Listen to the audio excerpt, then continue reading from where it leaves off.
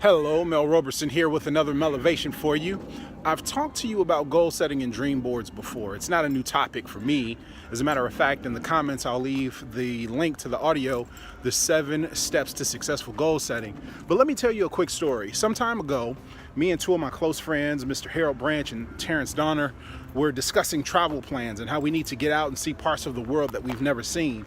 At the time, I said, guys, we should go check out Stonehenge. Now, I must admit, at the time, I had no clue where Stonehenge was or really what it was. I just knew it was a bunch of rocks in a circle, huge rocks at that. And I said I wanted to do it, and I put it on my dream board. And if you're not familiar with the concept of dream boards or vision boards, it's getting a poster board and cutting out a bunch of different pictures, things that you want, goals you want to achieve, so forth and so on.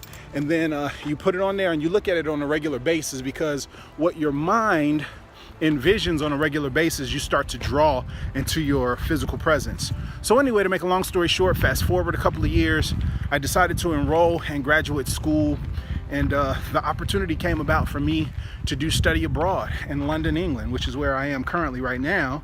And my professor during our orientation tells us we'll be going to Stonehenge, and I'm like, the rocks in the circle? I didn't even know it was over here.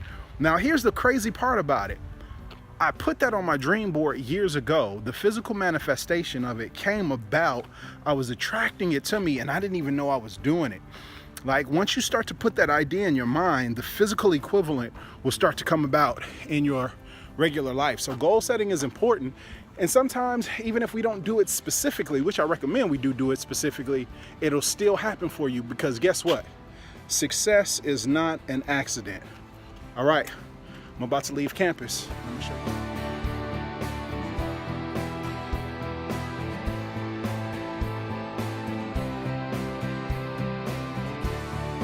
So our bus just pulled up to the visitor center at Stonehenge, which is one of the wonders of the world, said to be somewhere between 3,000 to 5,000 years old, dating back to about 3000 BC.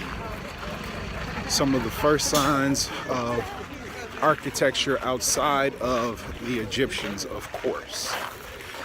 So interested to see what this is going to look like. This site was built so that during the summer solstice, you could see the sunrise, and during the winter solstice, you could see the sunset on the exact same line through what you would call gun sights. I'll show you that in a little bit once we get up to the rocks in the circle.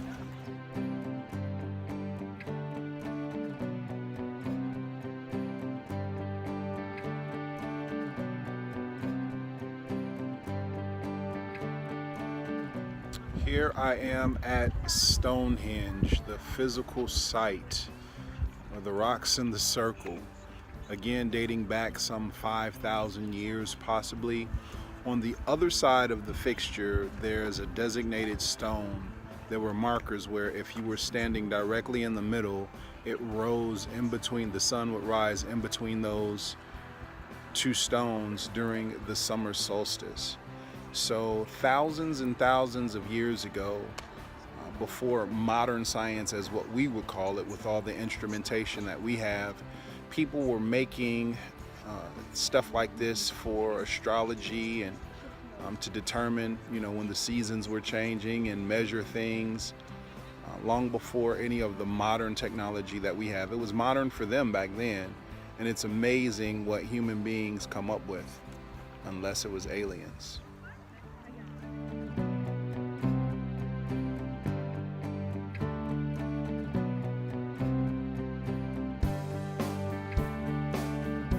So 5,000 years ago, there's no evidence of what we would call in modern society the wheel. So one of the debates or questions about how they were able to get stones of such magnitude in position, some say that they developed sleds where they would use animal fat to grease the track and slide it. Other people say that they use timber, logs, as we've seen in other cultures, where you would put the log under the stone and there would be several logs, and then Once it rolls over a log, you can move it and move it to the front to move it. These stones weigh tons, and so getting that type of stuff done and assembled 5,000 years ago really was a feat. It really was something to wonder, something to marvel. And there are burial grounds here too from ancient societies.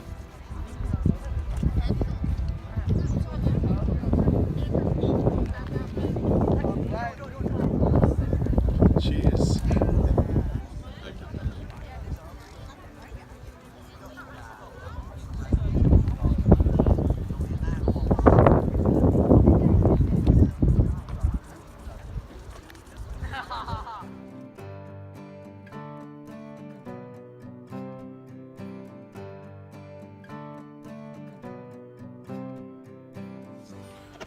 So remember, it doesn't really matter how crazy your goal is. Like, you should set some huge goals that scare you. You know, you should want to venture out, explore new things, expand your comfort zone. Don't think just because it's out of your reach currently, or that you don't have the finances currently, or that you don't know how to do it currently, that you can't do it. It doesn't matter. Set some crazy goals, make a dream board, do whatever it is that you want to do. You get one time on this planet to live your life. You might as well experience as much of it as you possibly can. This is Mel Roberson. You can follow me on Instagram, The Total Gent, the same on Twitter. My YouTube page is Melivation, and on Facebook, it's Amazing Life Lessons. I hope you enjoyed this. Take care.